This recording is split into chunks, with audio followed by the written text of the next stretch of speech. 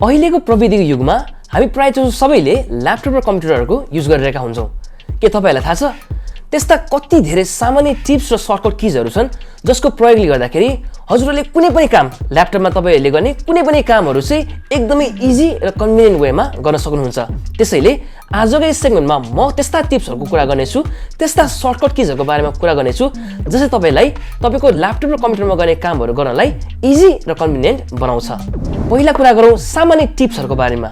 कुनै पनि ब्राउजर प्रयोग गरिरहँदा कुनै ट्याब हट्यो तर त्यो tab control shift T click गरेपछि विन्डोजमा फेरि खोल्न सकिन्छ। कुनै पनि फाइललाई पासवर्डद्वारा सुरक्षित गर्नको लागि हामीले 7zip तथा WinRR सफ्टवेयर प्रयोग गर्न सक्छौं। कुनै पनि फाइल तथा टाइपिङ गर्दा गल्तीले डिलिट भयो भने Ctrl+Z क्लिक गरेर फिर्ता ल्याउन सकिन्छ। कम्प्युटर स्क्रिनलाई स्क्रिनशट गर्नु पर्यो भने विन्डोजमा Windows plus print screen click गरेर स्निपिङ टुल सफ्टवेयर विन्डोजमा प्रयोग गरेर स्क्रिनशट लिन सकिन्छ।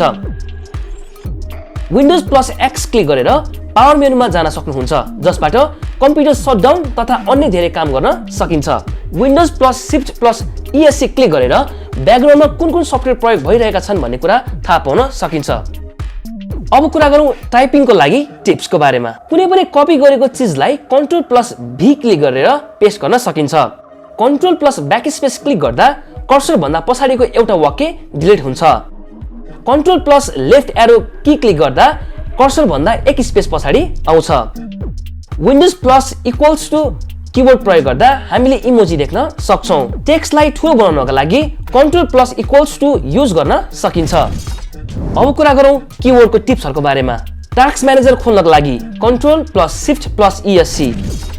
कुनै पनि ब्राउजरमा ट्याबको अगाडि पछाडि जानको लागि Ctrl+Tab।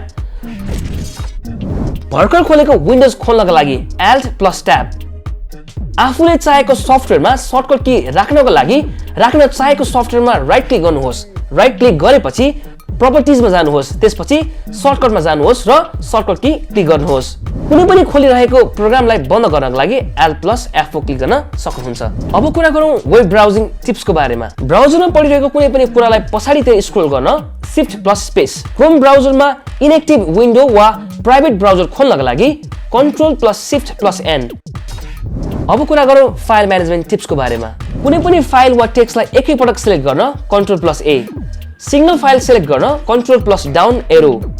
कुनै पनि फाइल नामलाई सम्पादन गर्नको लागि फाइल सिलेक्ट गरेर F2 क्लिक गर्ने। एन्ड फाइनली अब कुरा गरौँ दुवै साइडमा विन्डोज कसरी प्रयोग गर्ने टिप्सको बारेमा।